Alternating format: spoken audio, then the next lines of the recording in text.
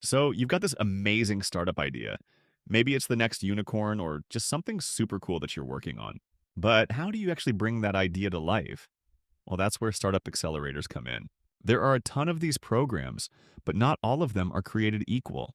Joining the right accelerator program could mean the difference between actually seeing success at your startup and struggling to get off the ground. There's no point in giving up equity to programs where you won't get any real benefits. So today, I'm ranking some of the top startup accelerators based on prestige, funding, and resources to help you make the best decision possible. First up, we have 500 Global, or formerly known as 500 Startups. Known for their emphasis on diversity and global outreach, they invest $150,000 for 6% equity. But there is one problem. They charge you $37,500 to participate in the accelerator, which really brings the investment down to $112,500. And for that reason, 500 Global goes down from A tier to B tier. Next, we have Sequoia Capital's ARC program. This program is excellent for building connections within Sequoia's network, which is a legendary name in venture capital. Sequoia typically invests up to $1 million per company. The major drawback is only a few select companies are chosen to participate, about 10 to 15 companies per cohort. So the chance of getting in is very low and therefore not a reality for most people, placing it in C tier. Next, we have AngelPad. The AngelPad program is highly selective, accepting only around 15 companies per cohort. They invest $120,000 in funding for approximately 7% equity, and they focus on individualized attention, making it ideal for startups looking for intense support. AngelPad has successfully launched great companies like Postmates and Pipedrive. This is a great program, but due to its small cohort size, like Sequoia ARC, it gets knocked down to C tier.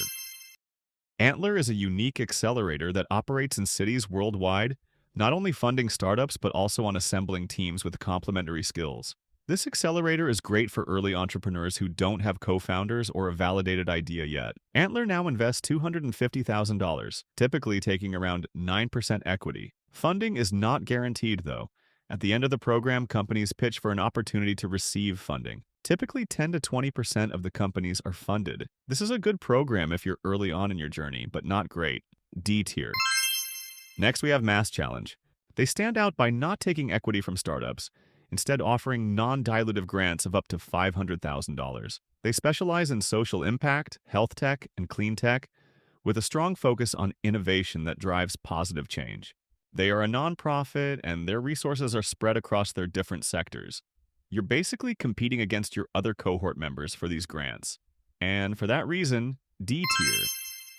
Based in Silicon Valley, Plug and Play operates globally and focuses on introing their startups to their corporate network. Depending on the startup's needs, they act as a bridge between startups and corporate partners. They're especially valuable for enterprise-focused startups looking for direct connections with established brands.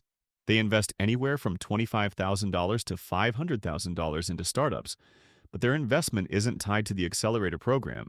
Their accelerator program doesn't cost anything, and they don't take equity, which is a plus. Overall, it's a good free program to get introduced to corporate customers, D tier. Next is StartX, a nonprofit accelerator out of Stanford that doesn't take equity, but it does require a Stanford affiliation to join.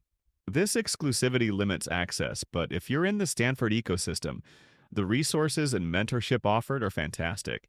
It's an especially good option for academic-led innovation.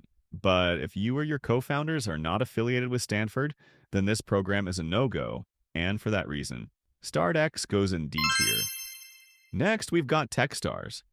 With programs around the globe and close ties to major companies like Amazon, Google, and Microsoft, they provide an investment of around $120,000 for 6 to 9% equity. Techstars places a heavy emphasis on mentorship and networking, offering access to corporate giants. They are particularly attractive to founders looking to scale their companies quickly with enterprise connections. Great well-known program. Techstars goes in A tier. Now, for the heavy hitter, Y Combinator. Often considered the Ivy League of startup accelerators, YC is famous for turning early-stage startups into household names. They invest $500,000 in funding, taking 7% equity, and their notable alumni include massive players like Airbnb, Stripe, DoorDash, and Reddit. The YC Demo Day is watched closely by top investors worldwide, So graduating from YC practically guarantees you a shot at serious VC funding. The alumni network alone, made up of thousands of successful founders, is a goldmine for anyone looking to grow fast. YC is S tier.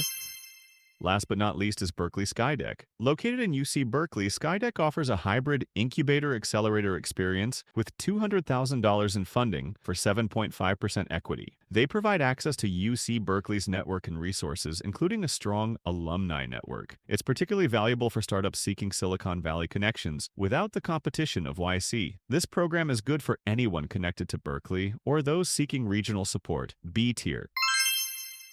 So there you have it, the top startup accelerators in the US ranked. Let me know your thoughts below and drop a comment if you'd like an extended version with even more accelerator programs.